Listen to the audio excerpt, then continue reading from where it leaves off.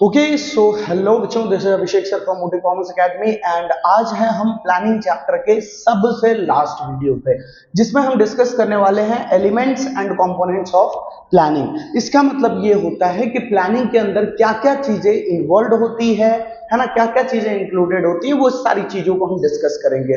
तो देखिए, सबसे पहला पॉइंट बोला कि प्लानिंग के अंदर ऑब्जेक्टिव होता है। भाई बिना गोल के प्लानिंग होता ही कहाँ है ना। प्लान अगर कोई भी पर्सन बना रहा है, मतलब कि समझो उसके पास कुछ ना कुछ ऑब्जेक्टिव है, कुछ ना कुछ गोल है, कुछ ना कुछ अचीव करना चाह रहा है वो, है ना।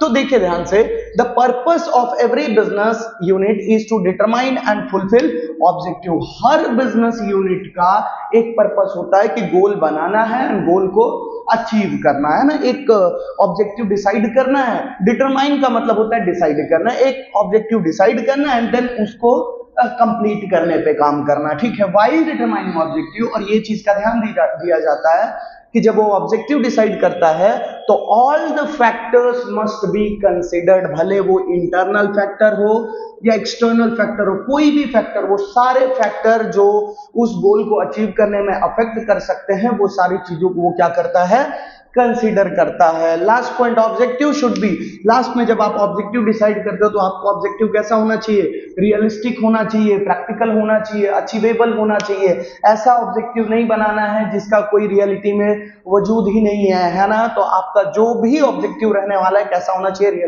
रियलिस्टिक एंड प्रैक्टिकल होना चाहिए, प्रैग्मेटिक होना चाहिए। ये था हमारा पॉइंट ऑब्जेक्टिव। दूसरे पॉइंट पे बढ़ते हैं, स्ट्रैटेजी। प्लानिंग के अंदर स्ट्रैटेजी भी होता है। स्ट्रैटेजी क्या होता है सर? तो strategy means a careful plan और मेथड।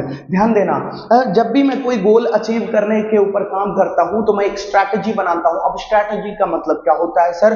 तो अ केयरफुल प्लान और मेथड, मेरा एक कोई प्लान होना या मेरा कोई एक मेथड होना गोल को अचीव करने के लिए, दिस इज कॉल्ड स्ट्रैटेजी, है ना। Strategy means a careful plan और method for the achievement of goal. आगे बढ़ेंगे, strategy should be kept confidential. जो भी कंपनी अपने स्ट्रैटेजी बनाती है और उस पर काम करती है, उसको अपने कॉम्पिटिटर से कॉन्फिडेंशियल रखती है। कॉन्फिडेंशियल का मतलब होता है हिडन, किसी को बताती नहीं है, उस पर शांति से काम करती है ना। देखो, strategy should be kept confidential from the competitors. आगे बढ़ेंगे, स्ट्रैटेजी इज मोस्टली यूज, ज्यादातर हमको कहां देखने को मिलता है स्ट्रैटेजी?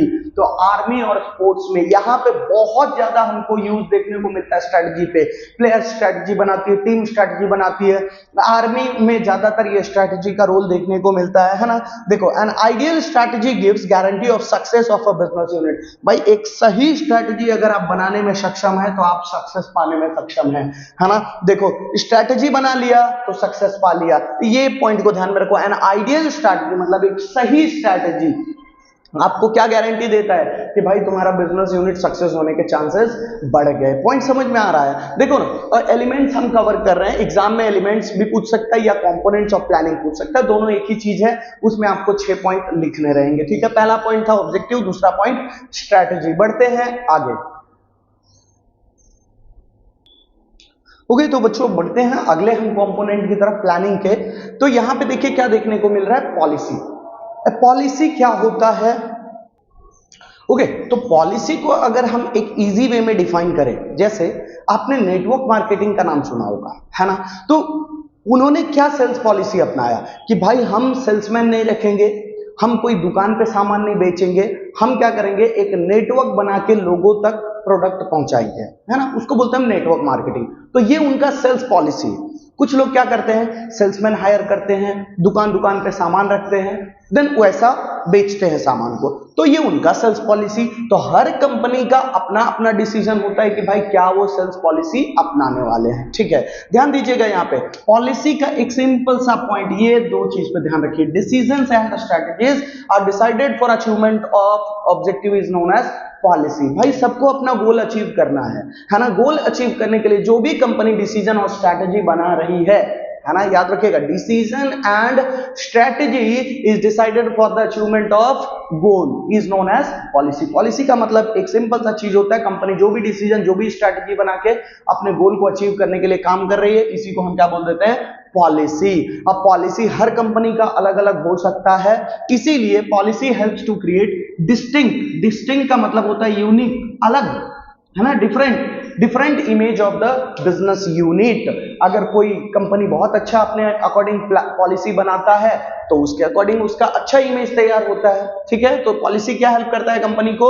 यूनिक इमेज बनाने का, है ना। लाइक एन ऑब्जेक्टिव, ऑब्जेक्टिव की तरह, जैसा गोल था ना, तो गोल जैसे आप क्या रख रहे थे, रियल और प्रैक्टिकल, उसी तरीके से पॉलिसी भी आपका क्या होना चाहिए? Should be real and practical, है ना। तो ये हो गया हमारा पॉलिसी। ये दो चीज को जरूर ध्यान रखिएगा। Decisions and strategy decided by the company for the achievement of goal. आगे बढ़ेंगे। Method procedure. मेथड प्रोसीजर क्या होता है सर? काम को अरेंज करना, है ना, काम को करने का तरीका पता करना। This is called method procedure. देखो, procedure is the correct order of step to complete a work. हमको काम को कंप्लीट करने के लिए कुछ ऑर्डर ऑफ स्टेप फॉलो करने पड़ते हैं, है ना। पहले ये करना है, देन जैसे आपने पहले 10th किया, 10th का बोर्ड दिया, देन अभी 12th का देने जा रहे हो बोर्ड का एग्जाम, देन आगे की पढ़ाई चालू होगी। तो ये करेक्ट ऑर्डर ऑफ स्टेप है। ऐसा नहीं हुआ होगा कि पहले आप 12th का बोर्ड का एग्जाम दे दिए, फिर फर्स्ट में एडमिशन हुआ, फिर सेकंड में गए, फिर 10th में चले गए, फिर 8th में आ गए। उसका कुछ एक करेक्ट ऑर्डर होता है स्टेप का काम को कंप्लीट करने में। तो देखो, प्रोसीजर या तो method is the correct order of step, correct order of step to complete a work. आगे बढ़ेंगे। If the work will be done in a proper manner, अगर प्रॉपर तरीके से प्रॉपर मेथड को फॉलो करके आप काम को कंप्लीट करते हो, then there is high chance of success of business unit. तो यहां पे आपका सक्सेस होने के चांसेस बढ़ जाते हैं। आगे बढ़ेंगे। फॉर एग्जाम्पल, देखिए एग्जाम्पल क्या दिया?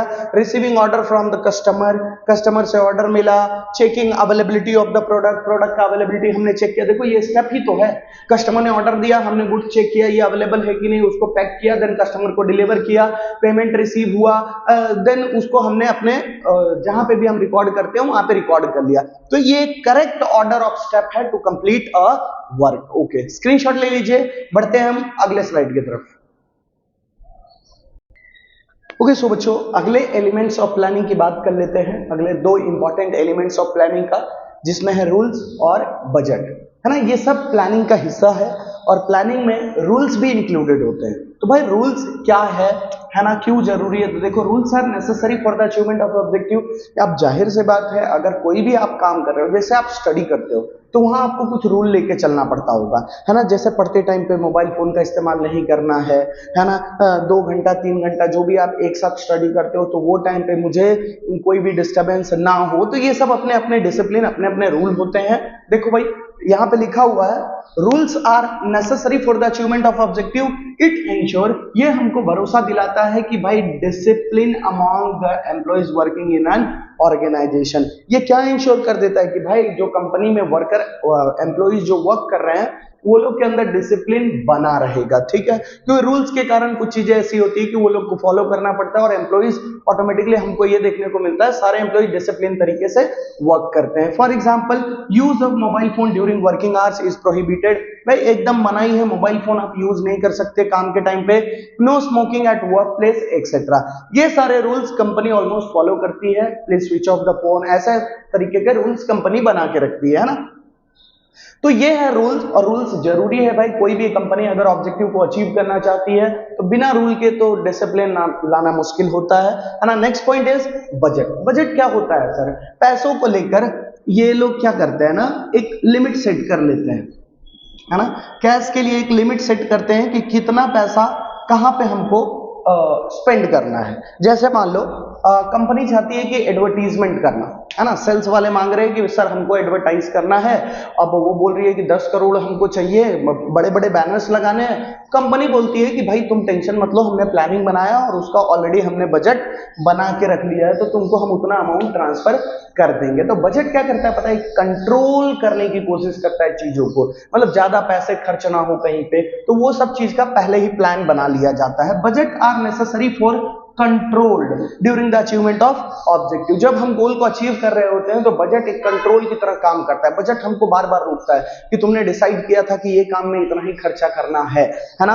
तो बजट किसकी तरह काम करता है? Budget are necessary for control. जरूरत होता है क्योंकि हमको कंट्रोल के साथ भी तो गोल को अचीव करना है। ऐसा थोड़ी कि बहुत खर्चा होता जा रहा है। देखो, कंपनी बहुत अलग अलग टाइप के बजट तैयार करती है।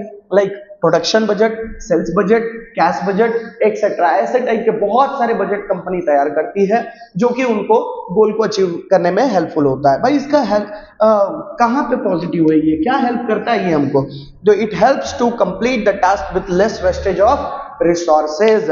हम बजट बनाते टाइम, मतलब प्लान बनाते टाइम पे एक बजट तैयार करते हैं और बजट के अंदर हम सारे एक्सपेंसेस को पहले ही ऐसा फोरकास्ट कर चुके होते हैं कि कितना खर्चा किस चीज में हो सकता है, कि तो हम उसके आसपास का ही पैसा खर्च करते हैं उस चीज में। तो ये हमको काम कंप्लीट करने में हेल्प करता है, कम वेस्ट करके, पैसों का ज्यादा वेस्ट नहीं होता है। एंड लास्ट पॉइंट जो इसका है ना वो है प्रोग्राम। एंड प्रोग्राम बिल्कुल हमारे प्रोसीजर की तरह है। देखो 5th 6th 7th पॉइंट है प्रोग्राम, उसको मैं लिख के नहीं बताता हूं, डायरेक्टली आप समझ जाओ। प्रोग्राम एकदम प्रोसीजर जैसा था ना, स्टेप बाय स्टेप, बस वही चीज है। आपके काम को स्टेप बाय स्टेप कंप्लीट करना, दिस इज कॉल्ड प्रोग्राम। ठीक है, तो इस पे हम ज्यादा डिटेल में नहीं जाएंगे, वो प्रोसीजर टाइप में ही है चीजें। ठीक है, इसका स्क्रीनशॉट ले लीजिए और जरूर बताइएगा वीडियो आपको कैसा लगता है मेरा, एंड देन आगे के वीडियो में आपको अवेलेबल कराने का ट्राई कर रहा हूं। मिलेंगे अगले वीडियो में।